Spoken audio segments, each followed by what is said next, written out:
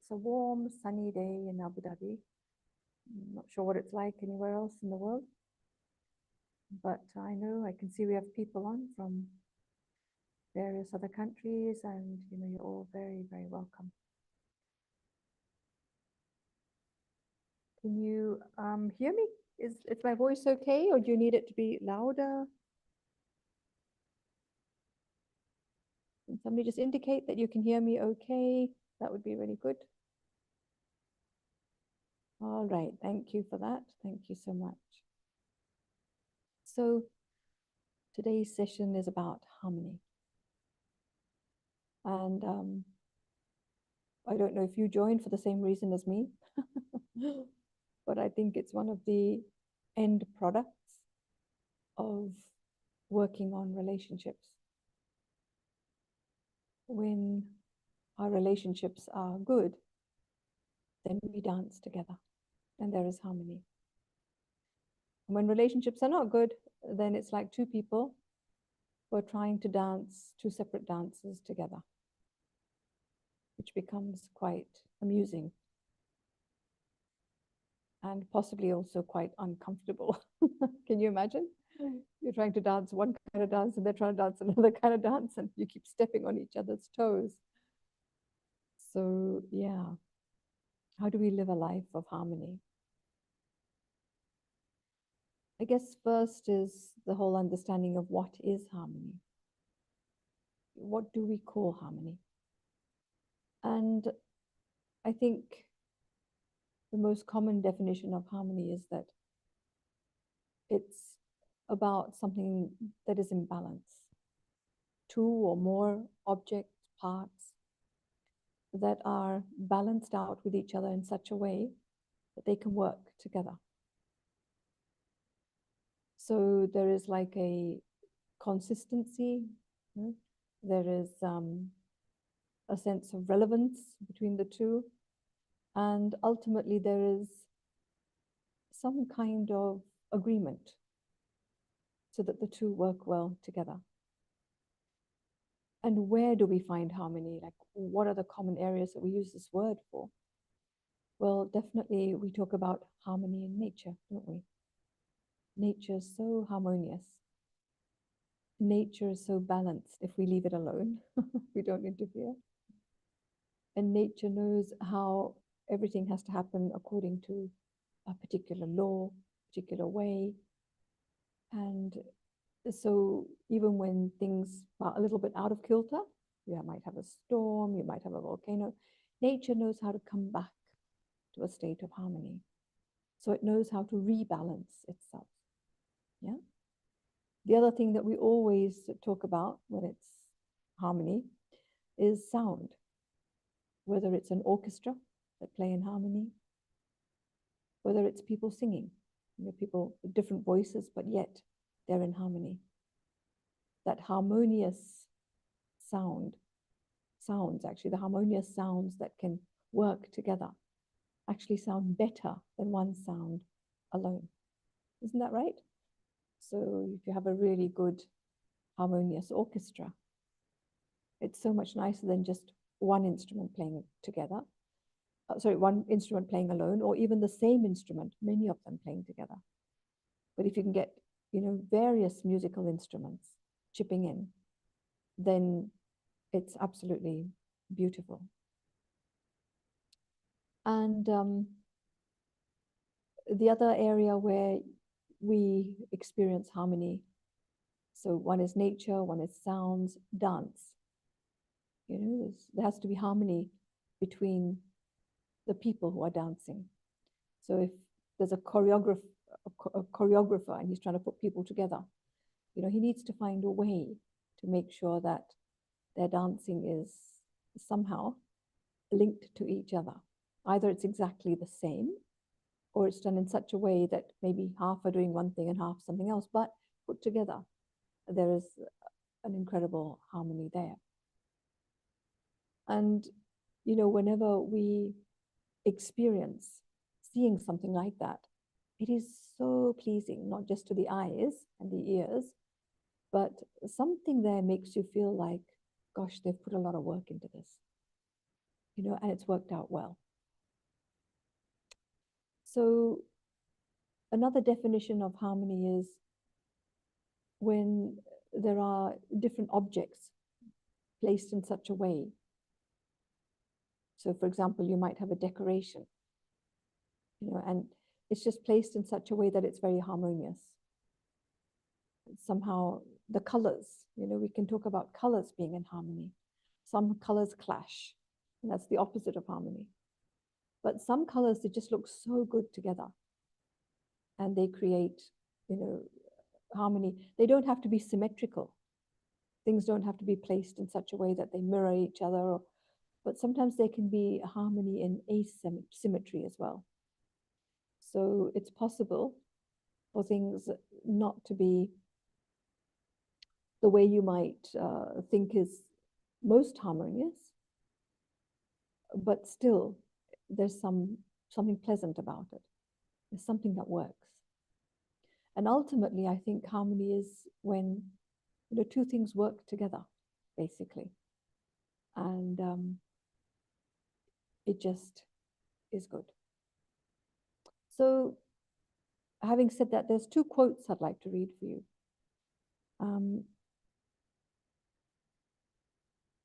There's a very beautiful quote by Dr. Abdul Kalam.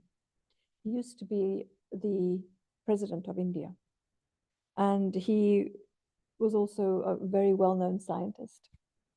Very, very beautiful man who tended to have a lot of morality. He was very, very, what can I say? He was very, it's a very good personality, a very good man, basically. And he led the country, led the nation without the greed that a lot of, current day leaders do. So I had found it. And I loved this actually, because he talks about initially the righteousness of the heart, that there can't be harmony without the righteousness of the heart. Here we are. When there is righteousness in the heart, there is beauty in the character. Where there is beauty in character, there is harmony in the home. Where there is harmony in the home, there is order in the nation. Where there's order in the nation, there is peace in the world.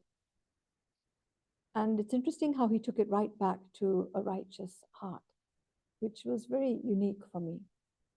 Because I thought, well, why is it that the state of my heart affects the harmony in my relationships? And ultimately isn't harmony between me and another person. So, it's sort of linked together. Where does the heart come into it?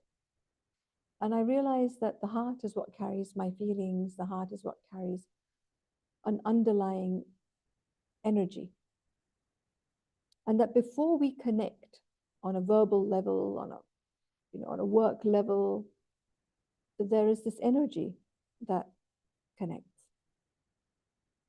So where my heart is righteous, which means my heart is clean, my heart is pure, I don't have agendas, I don't have a sense of wanting something from the other person. Where the heart is clean, that energy connects first. And if that energy connects first, then there will be a beautiful connection outwardly. That's why first you start with the heart. When the heart is okay, it means that my character. What is character? Character is my personality.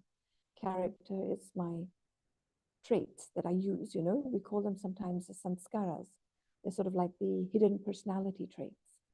That I use that character to connect to other people. I use that character to connect with a team, if I'm with a team. So that character, if it's good, will create harmony.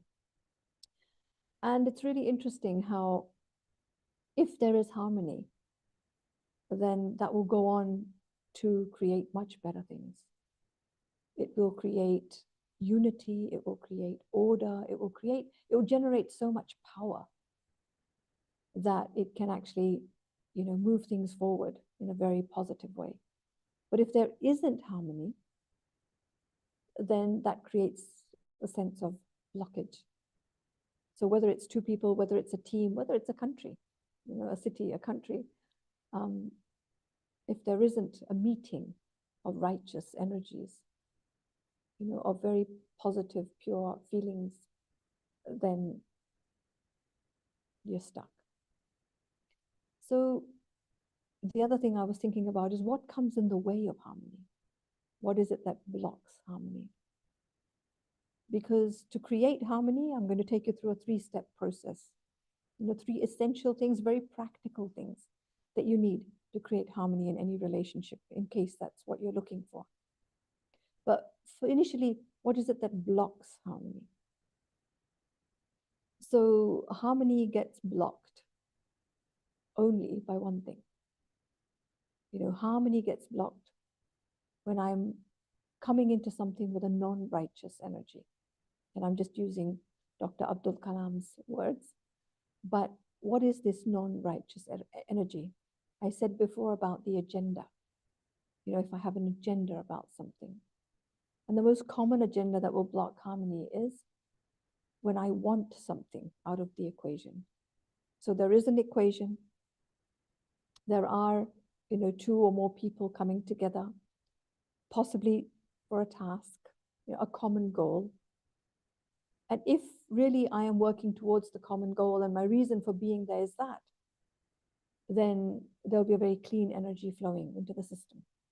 But if I'm joining because I want to get something out of that, and that's where the energy starts to get mixed. So if I wanted to really create that pure energy while going into a relationship, the one thing that has to go is me and me wanting for myself. And I kind of have to let go of the way I want to do things. You may need to connect with the group, and I'll come to that later. You may need to connect with the other person, and that's fine. But we connect to understand. We connect to harmonize. We connect to synchronize. And therefore, this whole aspect of taking my agenda out of things and taking my own needs and wants out of things is really a process of me letting go of my ego. And it's in letting go of the ego that I'm actually taking out the negative energy that doesn't allow harmony to exist. So, obviously you've joined this call. There must be an interest in the word harmony or a need for more harmony in life. And I think if I do want to create harmony in a relationship, which is probably ultimately the greatest harmony that anyone might want to achieve, then I need to take my own desire. I have to enter the relationship to give, not to take. And then I can be assured that that pure energy will work. But there's one more thing. It's a very interesting thing is before I can create harmony in a relationship, somehow I'm going to have to look within. And if I'm not at peace inside me, if there isn't harmony within me, if I'm not connected to that part of me that wants to be in peace, that wants to be in harmony with others, then it's not going to happen. So what does that mean? It means that internally, if I'm in chaos, if I am not comfortable with what's going on inside and I haven't dealt with it and I haven't processed it, then outwardly there will be a form of harshness, a form of discord. There will be a sense of not embracing the fact that by connecting with people and creating harmony, my life is so much more enriched.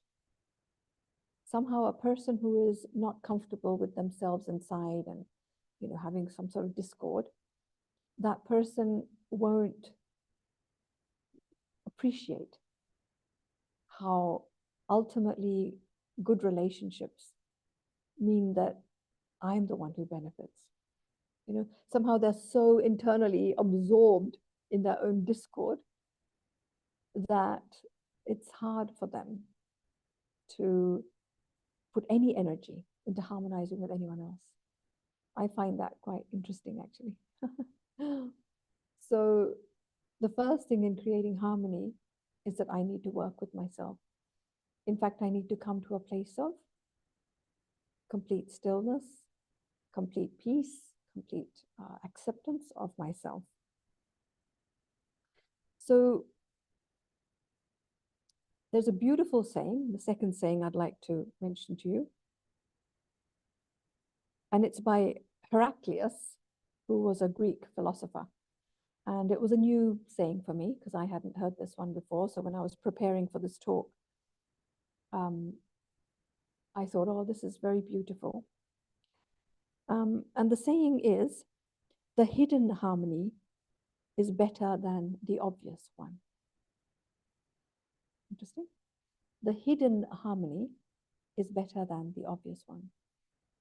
So hidden harmony, again, it's a harmony that comes from an inner state of purity. It's a harmony that comes when all I want in my life is to touch everything with harmony. It's a harmony that comes when all I want is to give joy and peace in my relationships, and of course, love. But in this instance, it's not an obvious harmony that comes from, people working with each other and having team building exercises. And also, as I'm going to mention to you, these 3 points, so we're not working on harmony, which is what most people are doing these days. People have consultants come into companies to create harmony. People go for marriage counseling to create harmony. It's amazing, isn't it? That's the obvious harmony. But there's a hidden harmony, which is the real one. And that real harmony comes from my energy being so clean, so pure, that all I want to do is to harmonize with the entire world. To create this impression, if I can call it impression, simple word is to create a memory of connection, of love, of openness, of being able to work together with every human being. And I would say that at the very core of what Inner Space teaches, in our fundamental teachings, what we are actually saying is that if my energy comes to such a pure place, if my energy becomes so clean, then harmonious relationships are the most obvious thing that will be expressed. You will only find harmony in relationships. So on a personal level, we often say that the highest state of being is contentment. Because contentment means that not only am I at peace with myself, but I'm actually happy with everything that I do. I'm happy with whoever I am. I'm happy with whatever is. So that's an inner state of contentment. And if I am content with myself, then the outward expression of it is always going to be harmony. It's really interesting, isn't it? So just remember that lovely saying by Heraclius, which is, the hidden harmony is more beautiful than the obvious one. So just for those who want to recap a little bit, we're looking at harmony being a balanced and consistent orderly way of things being arranged internally, but also externally in my relationships. And I think it's so nice to appreciate the external harmony. Like I said, the harmony in colors and sounds, nature. But I think a lot of us also appreciate harmonious relationships. If you see a team of people working well together, it's so beautiful. In fact, people will appreciate it. Sometimes when we take groups of people on retreats, and I'm talking specifically about one place that I can think of, and that is a place in Mount Abu, which is a huge campus. And it's a place where many people come together, and many people tend to work together. So I have 200 people who live on the campus, and then we have probably another 200 who are temporarily there. So we've got 400 people working there in every single department you can think of. You've got the obvious departments, which are the cooking, the cleaning, the sound and light, all that sort of stuff. You've got the gardening department, the incredible amount of work that goes into maintaining the beauty of the place. You have the things in the background that you don't know about, managing solar panels, building work, maintenance, etc. And if there's one thing that everybody walks away saying, it is the incredible harmony that they observe in the people who work together.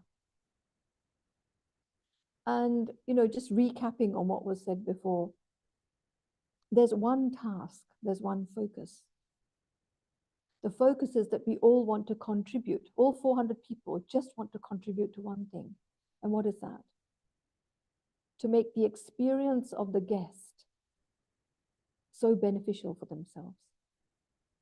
They want the guests to come onto their campus for whether it's 3 days or a week, however long, and take so much benefit and have so much self-realization that they leave a better person. And because there is just this one energy being put into the pot, so to speak, everyone is contributing that. The outcome is that people see everybody really working so well together. Nobody is there, nobody comes there for their own personal gain. In fact, you work very hard when you're living there. There's no weekends and no days off. And you don't get sort of, time out for yourself. People come for a week or a month, or as I said, some even live there. And there's so much joy and so much passion put into the giving that the whole team works with so much harmony. So the other thing I spoke about was agreement. I really believe that for harmony to exist, there has to be an agreement. And it's an agreement that is one that I make firstly with myself. It's an agreement that that is where I want to be. I want to be in a place where I am internally in harmony with myself, externally in harmony with others. And as I said, it's the ego that gets in the way. But the way the ego gets in the way is, it's the old my way or the highway. So it's an energy of non-acceptance. It's an energy that says, I don't want to be like you, or I don't accept the way you are, or what you're doing is not right. And I really feel these days I've been asking myself the connection between acceptance and judgment, because they're opposite ends of the spectrum. That when I understand something, I don't judge. It doesn't mean that I don't have a connection. I do. You might be very different to me. It doesn't mean that we're not connected. But when there's no judgment and I choose to understand you, then there is an acceptance. And so when I accept you are, how you are, who you are, that is like the beginning, the entry point for harmony to exist. If I can't accept, it's going to be really, really hard for me to create a harmonious relationship. And just to finish off, actually, so when we talk about agreement, when we say there's an agreement for there to be harmony, there needs to be an agreement of ideas, an agreement of feelings or actions. And that agreement doesn't mean that we're all the same, but it just means that we choose to operate in accordance with each other. You know, harmony, excuse me, is not about being clones of each other. You know, as we said before, an orchestra, different sounds, different instruments, sometimes the same instrument in two different groups playing a different tune. But there is an agreement that the notes will go well together. And so that is really what is required, just that we work together in a way that we are more focused on the outcome rather than focused on me and my taking. So to finish off with, I want to actually talk about three points. You could use them as a process to create harmony in relationships. And after that, I'd really like to ask you to come up with comments, questions, whatever you wish before we do our final meditation.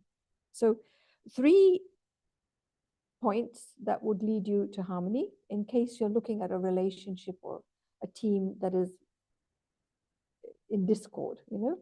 So the first one is communication. I think a lot of the discord that exists in the world and a lot of the non-acceptance is actually just because of a lack of communication. There is so much projection and imagination about what's going on in someone else's head. And not only that, it just means that when there is communication, there's an opportunity to connect, to speak, to exchange, and to get to know the other person better. So I don't believe there can be harmony unless there is that connection, or obviously if it's going to be in relationships, it's about communication. And a little bit like I was saying, you know, that saying before, that the obvious harmony, which is the one that involves us connecting, speaking, even looking at each other. You know, in some cultures, we don't even look at each other. People go to work and they walk to their desk and they haven't even bothered to say good morning or, you know, hello to everyone. So where there isn't that communication, then it starts to immediately fragment the relationship.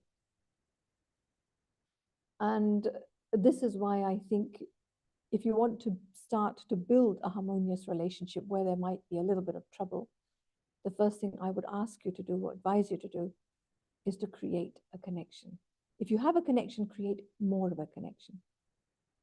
That is the obvious harmony, right? Now, the harmony that exists internally, before you even go there, would be your energy internally accepting the person, having a very positive energy towards them. Sometimes in our meditation study, we call it giving good wishes. What does that mean? It's really about just 100% acceptance. When I accept you, I have your benefit in mind, benefit in my heart. And then I can just wish you well. Accept doesn't mean that I will be like you. You might be different to me. You may not have the qualities that I, ever want to be like. Accept just means that you are who you are. It is what it is. Accept doesn't mean that I will one day aim or strive to be like you. And that energy of acceptance, when that hidden harmony is there, when your inner state is one of acceptance, then externally there will be a pure and clean communication. Communication also, because if you work with someone, if you live with someone, each one needs to know how the other wants to sort things out. If spoons have to be kept in one place and forks in another. Sometimes if you don't talk to each other and someone keeps putting the spoon somewhere and the fork somewhere, will end up creating a lot of bad feelings, because people will go, why are you doing that internally, right? And then they'll keep swapping them around and the other person keeps putting them back. And you kind of wonder what's going on. A simple thing, a conversation between two people can help to understand the other person. And also it gives an opportunity for each one to express what they're feeling, their ideas, the background to why they're doing something. And, it gives insight into what the other person's thinking. So yeah, first thing would be communicate with the person. If you do, then communicate more. The second thing I would say is consideration. So all three are three C words. Consideration is really understanding that the other person is coming from a different viewpoint. The other person has a different upbringing. The other person has a different story. The other person has a different programming.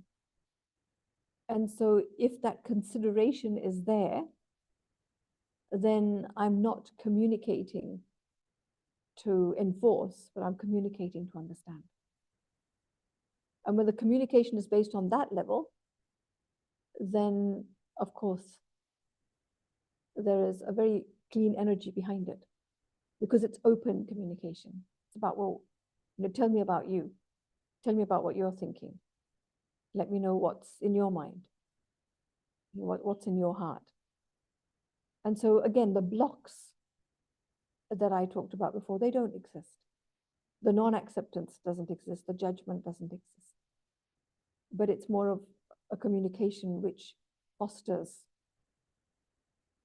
connection and leaves doors open. So the consideration also, sometimes in English we say, put yourself in someone else's shoes. Walk their walk. Feel what they're feeling. And I think when that intention is there, that people feel that from you. People know that you're not there to actually, create a block or to create an obstacle, but that the intent is to actually create more unity, more connection. And I think the response towards that is also a lot softer, a lot gentler. And you don't end up in the opposite of harmony, which is conflict. Probably more than conflict, the opposite of harmony for me is discord. So two things may not be in conflict, but they're not working together either. If you have two notes you press on the piano and they just don't go well together and they sound a bit harsh, it's like, oh, that's a strange sound. You can make something out of it for sure, but it's not as pleasant as when two notes go together. So the other thing that I was thinking is that, so I can see whoever's online, by the way, and I can also see your chats if you're writing any questions or comments, right? Which is where we're going to get to after the third C. So we have communication, and then we have consideration. And the third point is, if you want to create harmony in any relationship, you also need commitment. Because you're not going to be able to get there in a day. In fact, you won't get there in a week either. To get to know someone, to see the entire picture of that soul, to be able to accept that picture. And as I said, to come to a place where all you give is good wishes to the person, because you know that you've accepted whatever they are, and you know that they're trying their very best, to do their very best, to be their very best. It really requires commitment. I think in today's world, unfortunately, souls don't have that power of tolerance. They don't have that power of commitment. They don't have the power to appreciate. And so I would say more than often, relationships are breaking down. Some people ask, well, what if one side is committed and the other side isn't? It doesn't matter. If one side is committed to a pure, good, clean, harmonious energy, it will ultimately work. And I say ultimately because today you might plant the seed. And people might realize the purity of your intent somewhere down the track. But they will. They might walk away from it today. But one day, that energy will touch them when they're in a different place. So commitment also means that I am committed to constantly giving goodness, giving good wishes, giving pure feelings, sending out very clean energy towards everyone. And it means that to be able to do that, I don't get affected by anyone's negative energy. Now, this is an interesting one, right? So I don't want anyone's negativity to touch me, to affect me. Because if it does, I won't be able to give them good wishes. So sometimes, as I said before in our meditation study, we see that this is like a final goal where I am not touched by anyone's negativity, and all I give to anyone would be just pure positivity, pure goodness. So we sometimes say, take good wishes or take blessings and give blessings, give good wishes. Take only that which is good from someone. See the good.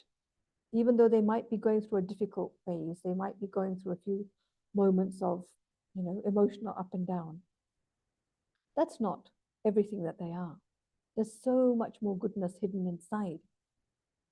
And if I can see that and hone in on that and focus on that, there will be a solution.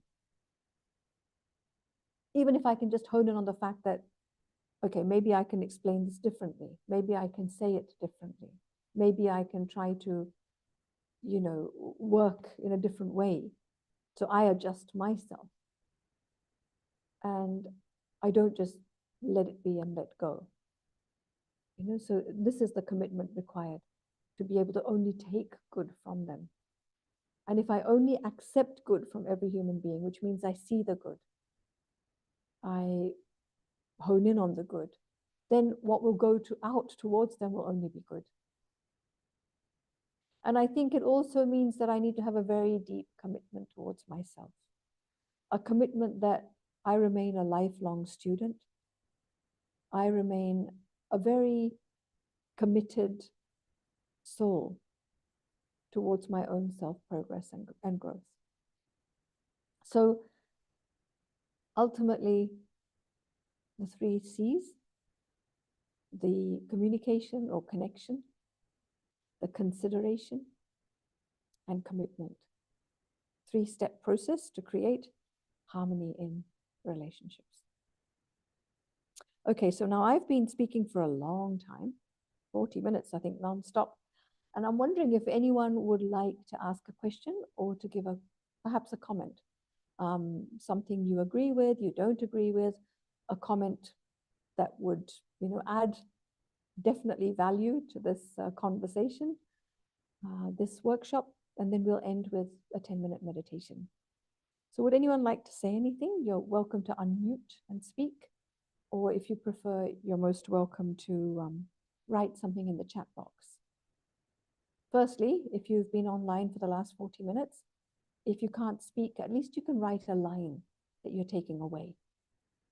What is it that you heard today that you might be able to merge in your heart, and use in your life? Oh, nice one, Passant. Yeah. Consideration truly opens doors to listen to each other. Yeah. So consideration is really me saying, well, okay, tell me more. Okay, so what are you feeling? What are you seeing? How can things be improved? How can things work? Rather than any form of block. Yeah, very true. Anyone else who'd like to write something or speak? You're most welcome to, if anyone wants to chat.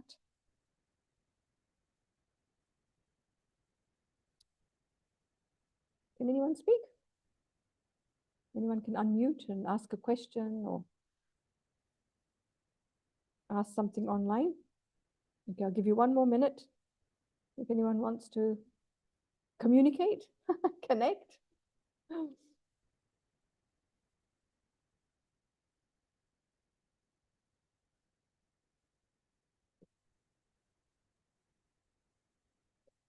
Okay, so V says, and this is a nice one, it's kind of like a question. I'm struggling with harmony at home, as it seems like I'm the only one doing things around the house, despite asking for help. I know the feeling, B. I know what it feels like when there's non-cooperation. So what I would suggest to you is stop doing the things that you do. Do things that affect and are more concerned with you, the essentials, and maybe some of the other things, just stop doing them, because people will start to notice it. The other people around will start to go, well, this isn't done and that isn't done. And that's then time for you to maybe have a conversation, a connection and a communication with them, saying, well, I can't do everything. And it's not even fair. You know what I've realized, and this is really trying to understand and accept the way other people are. If you do for others, people don't realize how much you're doing.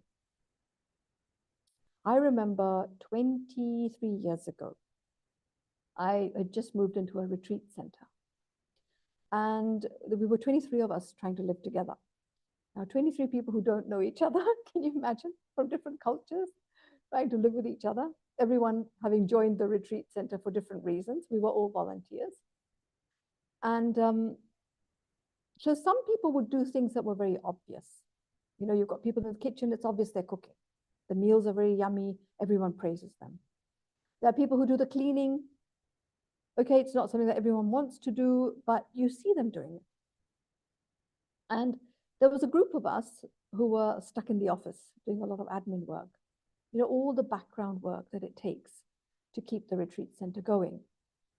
If you don't send out emails, if you don't tell people what's going on, if you don't connect with the world, you have booking systems, all the stuff that happens online and on computers.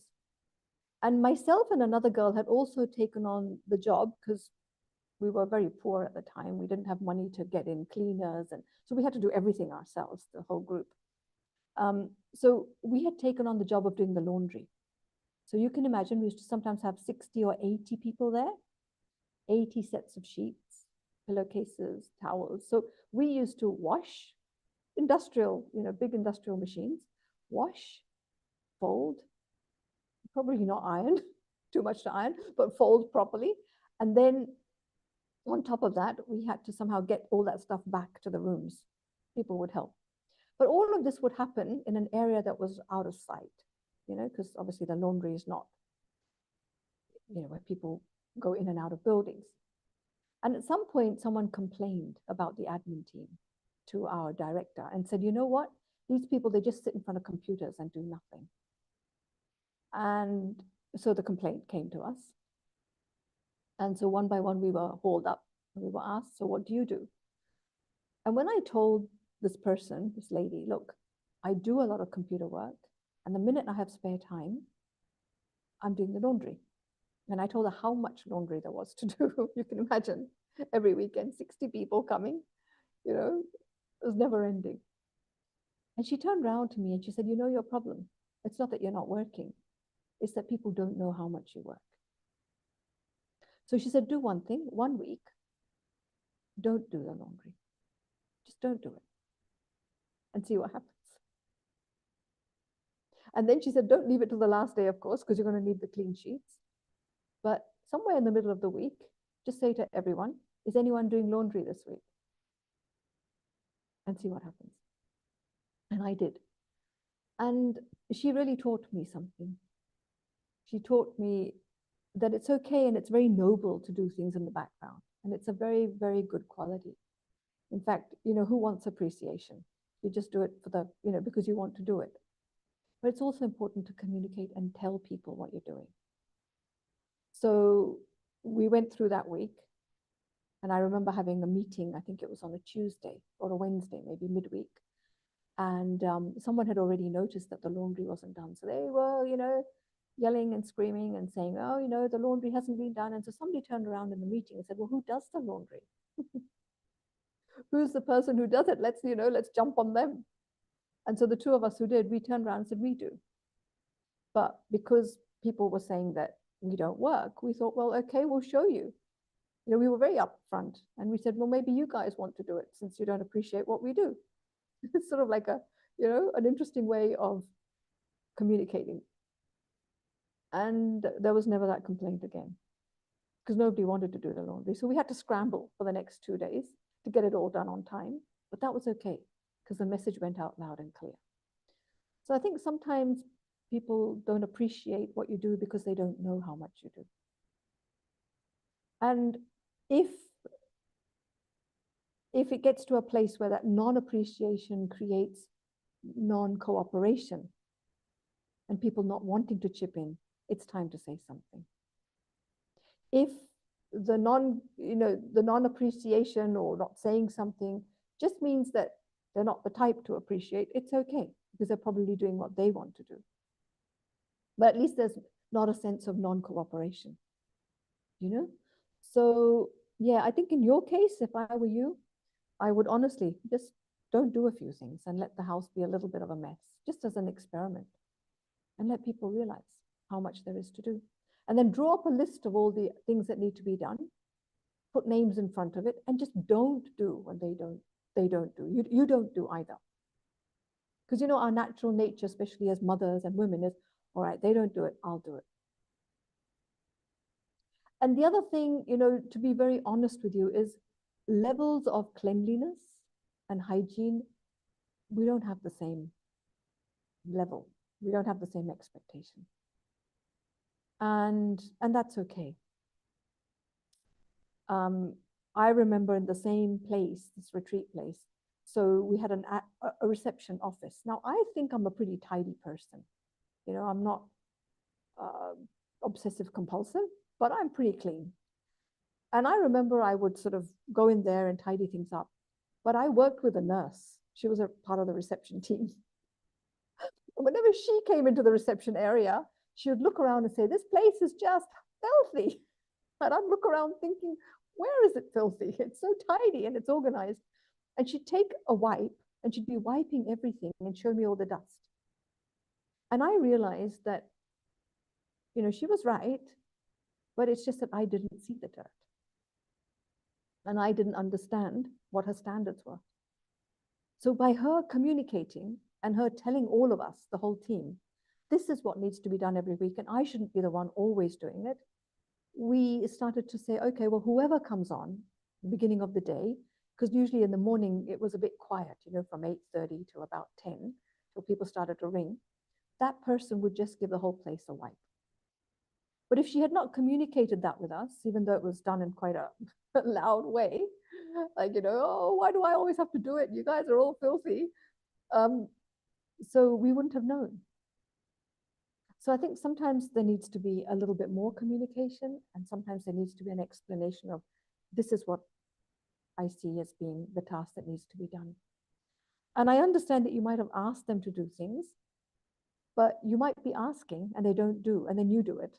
So then, you know what people are like, especially if it's children. Oh, well, mom will do it. Who cares? And they don't realize that it's actually quite a pressure, and it's quite a burden, and it's actually not fair. Not fair that we don't pitch in. I hope that helps. Yeah. And then someone says, Basant says, communication is the key for no wrong assumptions. Indeed, yes.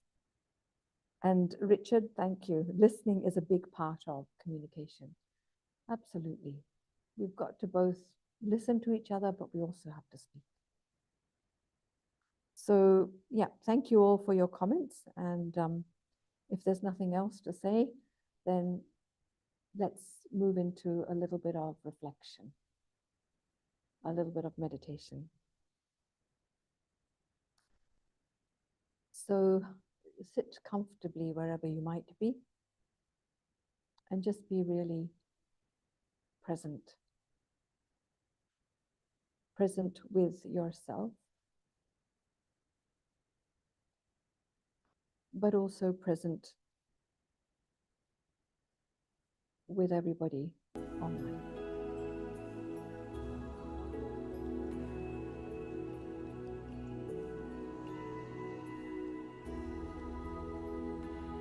And I reflect.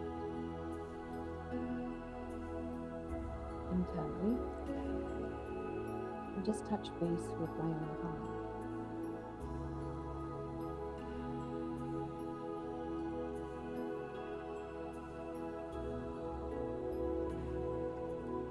And I ask myself, how peaceful am I inside? How at peace am I with myself?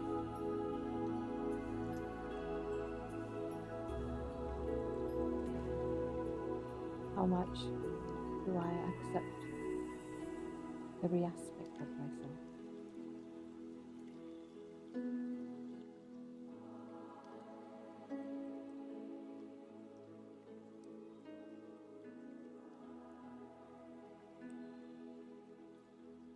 Because the more I can accept myself, the more I am practicing and learning the skill of accepting others and being at peace with them.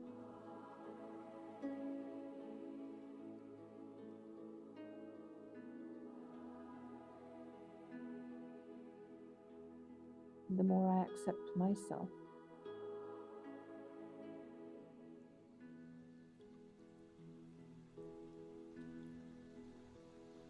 the more I love myself. I listen to myself. I consider what's happening inside.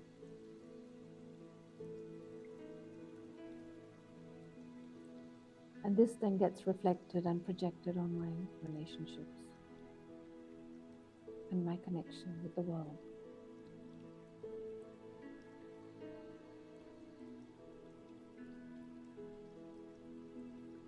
Where there is inner balance and an inner state of harmony,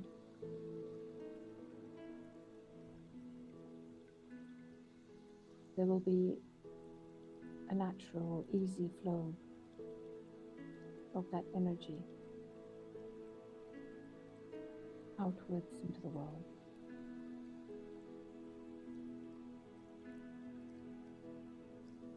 The hidden harmony, the harmony of my feelings,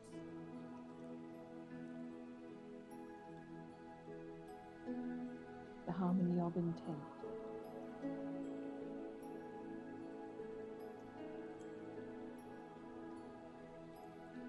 the harmony of soul to soul, good wishes, your feelings,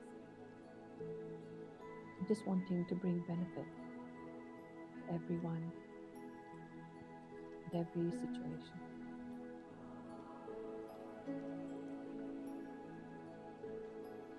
The harmony of wanting to connect, to understand.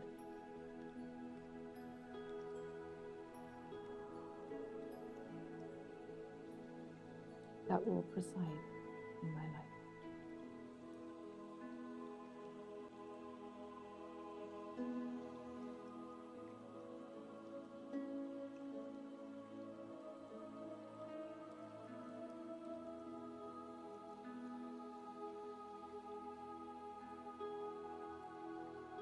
All external harmony is nothing but a projection of my inner state of being.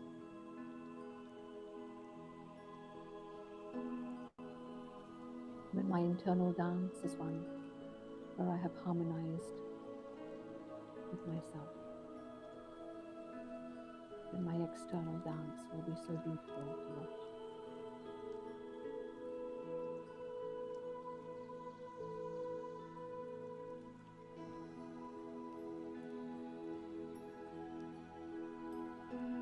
So let me first work on my heart, creating a very pure, righteous heart.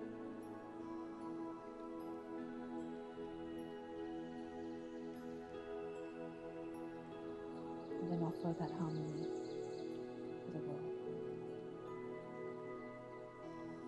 That hand of harmony.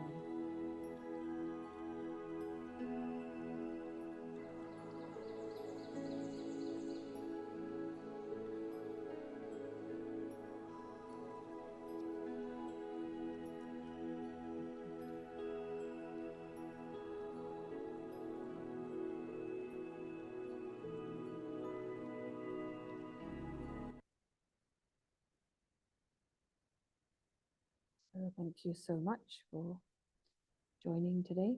It's been a pleasure, real pleasure having you there and your lovely comments.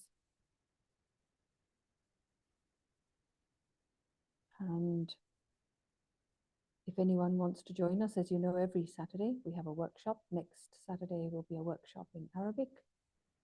Those who speak Arabic are most welcome to join at the same time. It's 4 p.m. It's the same link. Sometimes people ask, what's the link? It's the same link. So if you ever look at my WhatsApp messages to you, then or if you see on Facebook or Instagram, it's the same link every week. You're most welcome to join. And then in 2 weeks' time, in a fortnight, again, we'll be back to English. So take care. Have a lovely Saturday or whatever's left of Saturday for you.